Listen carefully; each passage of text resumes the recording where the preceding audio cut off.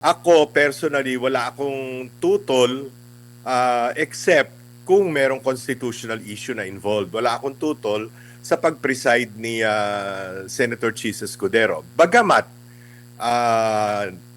merong isang agam-agam, lalo na yung mga nagdududa kay Senator Chis Escudero dahil nasangkot siya ng mga testigo na humarap pa sa Blue Ribbon Committee sa flood control scandals. At di umano ay batay sa mga testimonyang lumabas dun sa Blue Ribbon Committee hearings, dinadawit siya na nakatanggap siya doon sa mga mali-maleta o sabihin na natin kung ano man ang mga amounts doon sa flood control scandal.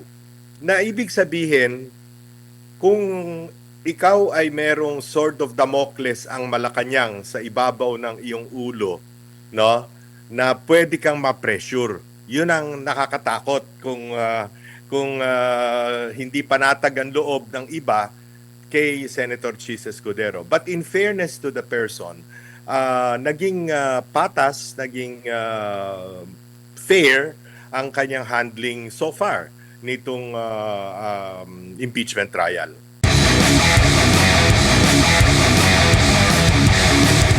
Sa nakalipas po na 2 araw sa impeachment trial laban kay Vice President Sara Duterte, ano po yung mga pauna ninyong assessment po, sir? Well, unang-una, merong mga prejudicial issues o tawagin na nating threshold issues. Yun ang ginamit ng ating mga senator judges. Unang-una, yung tungkol sa presiding, sino nag-preside, no? Sapagkat dalawa ang opinion dyan. Yung isa nang hinuhugot dun sa talakayan dun sa constitutional talakayan ng mga miyembro o mga delegado dun sa Constitutional Commission na siyang humubog ng 1987 Constitution, na parang malinaw na sinasabi na kung hindi rin lamang presidente, kasi pagkat specific doon na pag presidente ang tinatry sa impeachment trial, kailangan Chief Justice ang maging presiding officer. On the other hand, because every other impeachable officer, kung sino ang namumuno ng Senado, at yun ang Senate President. But of course, that was given, ni-resolve yun na majority vote. Palagay ko, kung di ako nagkakamali, meron na si Attorney Torreon yata, dumulog na sa Supreme Court tungkol sa issue na yun. No? So hintayin na lang natin kung ano ang kahihinatnan noong kaso na iniharap sa Korte Suprema. But on the other hand, naiintindihan din naman natin siguro sapagkat especially dun sa first day of hearing, nakita naman natin na kung basta gamay na gamay ni Senator Chis Escudero yung pagpipreside, yung proceedings nung trial, no? Kasi nga abogado siya at aminin natin bagamat hindi naman natin tinatawaran ang talino ni Sherwin Gatchalian, Senate President Gatchalian, talagang yung trial na ganyan, kailangan at your fingertips yung rules of court, rules of procedure, and all that, no? So, ako personally, wala akong tutol except kung merong constitutional issue na involved. Wala akong tutol sa pag-preside ni Senator Chis Escudero. Bagamat,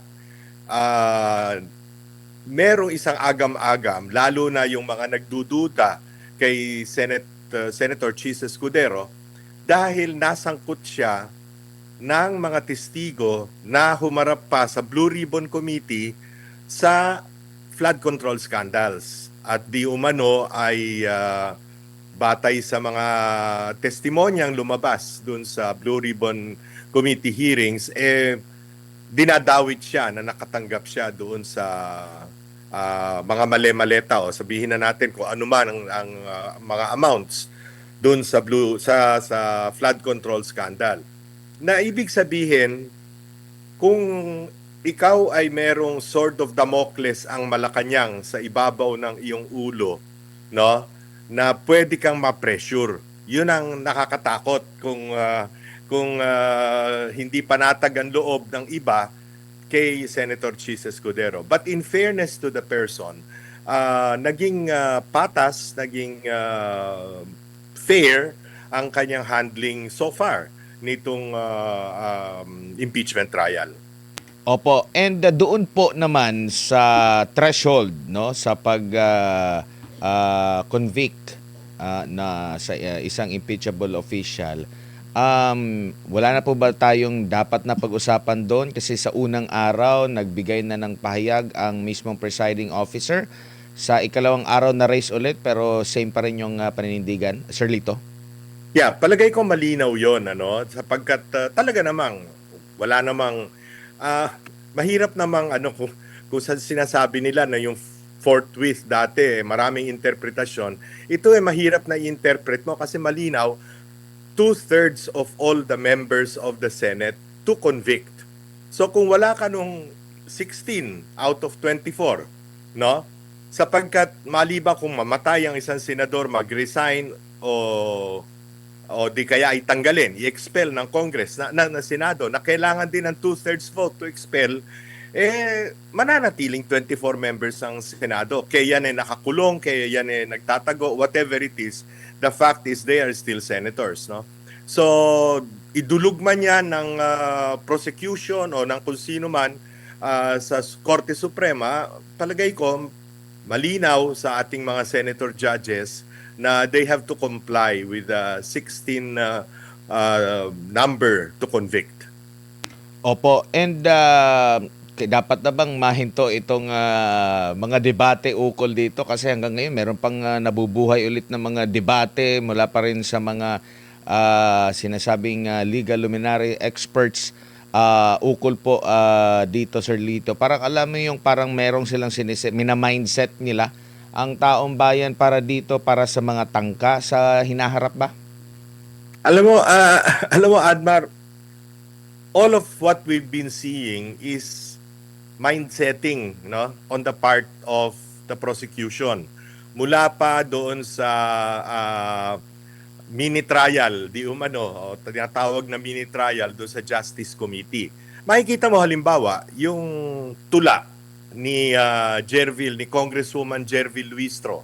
Di naman siya nagbibigay ng opening statement, tumutula siya kahapon, no?